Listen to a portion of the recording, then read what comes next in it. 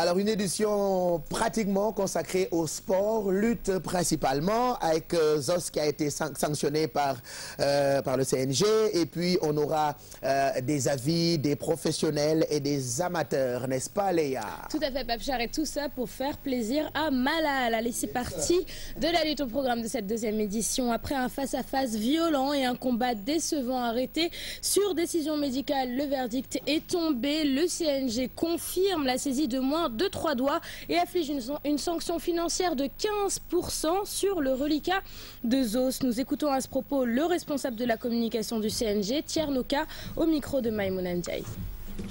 Si l'arbitre voit qu'un lutteur saisit son adversaire par moins de 3 doigts, il doit arrêter le combat et donner un avertissement à l'auteur de cet acte-là, puisque ça fait partie de la liste des interdits. Non seulement il y a un avertissement, mais il y a également une sanction financière, parce que c'est comme si la personne donnait un coup interdit. Si c'est 100 000 francs, ça va être les 15 000 francs. Si c'est 50 000 francs, c'est 50 000. Si c'est 50 millions, c'est 15%.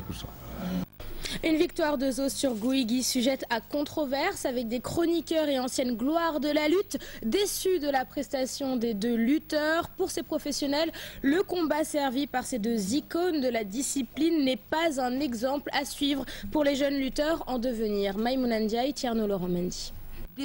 Une affiche très attendue qui finit par une décision arbitrale en moins d'1 minute.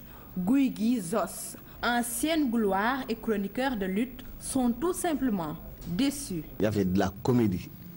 Deux lutteurs qui qui faisaient de la comédie avant le combat, qui se pourchassaient dans l'enceinte. Le CNG était en train de regarder sans rien dire. C'était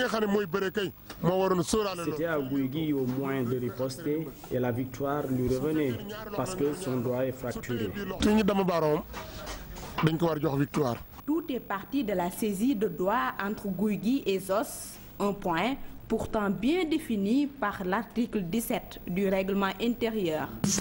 Gouigui, un gros lutteur comme lui, son doigt là se casse comme ça, vite fait, comme éponge. Qu'est-ce qu'il a pris pour prendre ça? Mais écoutez, il faut qu'on soit sérieux. La lecture de cette ancienne gloire, les deux lutteurs n'ont pas su dépasser le stade du face-à-face. Le combat, c'était simplement un face-à-face. Rien n'a changé. Le combat Gris-Bordeaux-Tyson avorté, Gouigui Zos qui s'achève sur décision médicale, promoteurs et CNG sont interpellés pour remettre de l'ordre dans la discipline. Et on ne peut ignorer ces innombrables téléspectateurs désenchantés par un combat qui n'a pas tenu ses promesses, un combat qui s'annonçait épique au vu du dernier face-à-face brûlant, mais au finish, c'est la montagne qui a accouché d'une souris. Salimata Aosek, Tierno Laurent Mendy.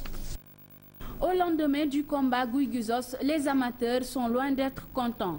Il n'y a pas de combat, il n'y a pas de bagarre, il n'y a pas de rien, à cause de fractures.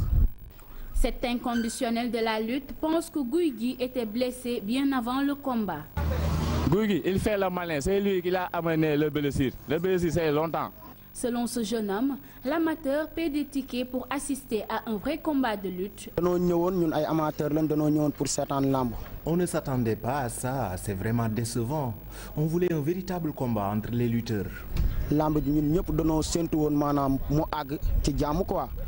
L'arbitrage doit aussi être revu dans l'arène. Non, je n'ai pas d'accord sur la victoire de Zos hier. Non, je ne peux pas d'accord. Parce que l'arbitrage n'est pas normal. Le combat Gouigui Zos, les amateurs le digèrent difficilement.